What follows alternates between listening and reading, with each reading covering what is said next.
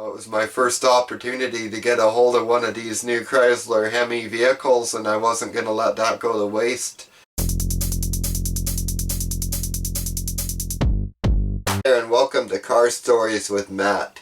When I was 18, I took a job about 4.5 hours from my hometown of Lorburn, Saskatchewan, in the town of Saskatchewan, working for a busy body shop there. They did more collision work than restoration work like I'm used to doing. But at the time I was having a struggle finding any sort of a job, so I took the job there, and I had about 5 co-workers there, so it was one of the bigger places I worked at, and it kind of made me the lower guy on the totem pole. And so that meant that when it came time to moving vehicles around, like there was one dealer that we worked with quite a bit, kind of, fixing up cars from their sales lot, and we'd basically drive one car back there, pick up another car, and drive it back. And they were about 45-minute drive away if you were going the speed limit. And so I'd commonly get asked to run cars there, and sometimes if we didn't have one of their cars already at our shop, we'd just run up there in one of our courtesy cars. We had about 3 or 4 courtesy vehicles that we'd give out to our customers who had vehicles in our shop. And so they sent me there to one day. They had a 98 Plymouth Breeze. They sent me in, and this had I think it had the 3.3 liter V6 in it. Anyways, that was a pretty peppy car at the time. I mean, this was back in like 2003, and I drove a Chevette at the time, so I guess anything would have felt pretty peppy. But this car legitimately moved along pretty good, and I remember I was heading there, and I decided to max it out and see how quick it would go. And so it was speed governed to 185 kilometers an hour, as a lot of Chrysler vehicles actually are. So that's I think that's about 115 miles per hour. So I pretty well carried that speed most of the way to that dealer. And then when I got there, I picked up this little Oldsmobile. I think it was like a Cutlass, but it was like one of the scaled down ones from the early 90s, like kind of the really boxy ones that the front end came down in this weird wedge shape. They kind of had a weird looking front end on them, and they weren't a car that I considered at all cool or attractive or anything like that, but I was tasked with driving it back to the shop, so I still wanted to explore its performance potential and whatnot. And I was a little shocked. That car had a V6 in it also. In fact, I believe it had a 3.8 liter V6 in it, and that car really moved. And I also remember it had ice cold air conditioning. It had like the digital climate control, and I remember setting that down at the coldest setting, which was like 18 degrees Celsius, and it was like a really hot day out. We do get those occasionally in Canada. It was like 30 degrees out, like approaching 100 degrees Fahrenheit out, and that air conditioning, in about 5 minutes it was like ice in the car. It was just amazing.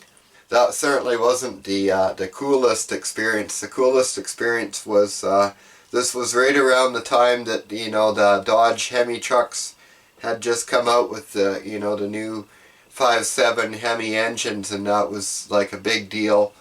And we had this jet black short box 4x4 Dodge sport truck with the 5.7 Hemi come into our shop. I don't know if it was a 2002 or a 2003 model, but it was a brand new truck with very little mileage on it that this young guy had purchased and left in the care of his very attractive girlfriend while he was off at work. And she had managed to run it off the road and through a barbed wire fence. And she didn't roll it over or damage the suspension or anything, but she ran it right through the barbed wire fence, and the barbed wire actually stretched up over top of the truck and just ran scratches all up the front end and all over the roof, and it was a terrible mess. And on a black truck, it's actually quite challenging to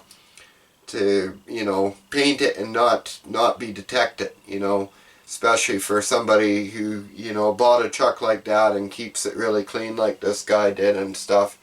He's probably gonna notice even if you repair it. But this girl came into the shop and she really wanted to get the truck fixed before he got back from work, and I guess she figured even if he did notice, if it was at least fixed, he'd be less angry about it. So she spent money, her personal money, no insurance claim or nothing. She just brought this truck in, and I think she probably spent around $7,000 on paint work on this truck. She must have really cared about this guy, and we repainted most of the truck, but there was actually a few areas where there was minor scratches that we polished for her because she just couldn't afford to do the whole truck like it needed. And so I'm sure that her boyfriend would have noticed, but like we were all kind of speculating around the shop, this girl was pretty pleasant on the eyes, and I'm pretty sure she would have been forgiven. Anyways, I ended up being one of the people that did the bulk of the work on this truck. If I remember, I remember I had to install the bumpers back on it and stuff after it was painted. And so I was just checking the lights to make sure they all worked and stuff, and my boss came along, and normally we actually washed and fully detailed all the customers' vehicles as like a courtesy. Any vehicle that came through the shop got fully washed and detailed, but this truck, we had painted most of it, so it was pretty clean. And my boss was actually concerned that the boyfriend would notice this, that it was all clean, and he would have been expecting it to be dusty from his girlfriend driving it around while he was gone. So he asked me to go take it down the back roads and get it dusty. And as a teenager, I took that to mean that I should go out and slide it around and spin the tires and that sort of thing.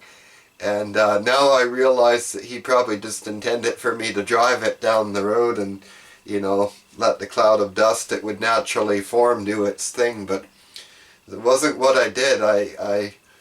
You know, it was my first opportunity to get a hold of one of these new Chrysler Hemi vehicles, and I wasn't going to let that go to waste. So as soon as I was out of view of the shop, I was on it. I wanted to see what this thing had, and like I said, at the time I just drove a Chevette, so this truck felt pretty all-powerful to me, and I got to slide it around a bit, and sure, I brought it back to the shop nice and dusty, just like the boss asked, and lady came and picked it up, and was happy with the work we did. I hope you enjoyed watching Car Stories with Matt. Don't forget to like and subscribe, and have yourself a great day.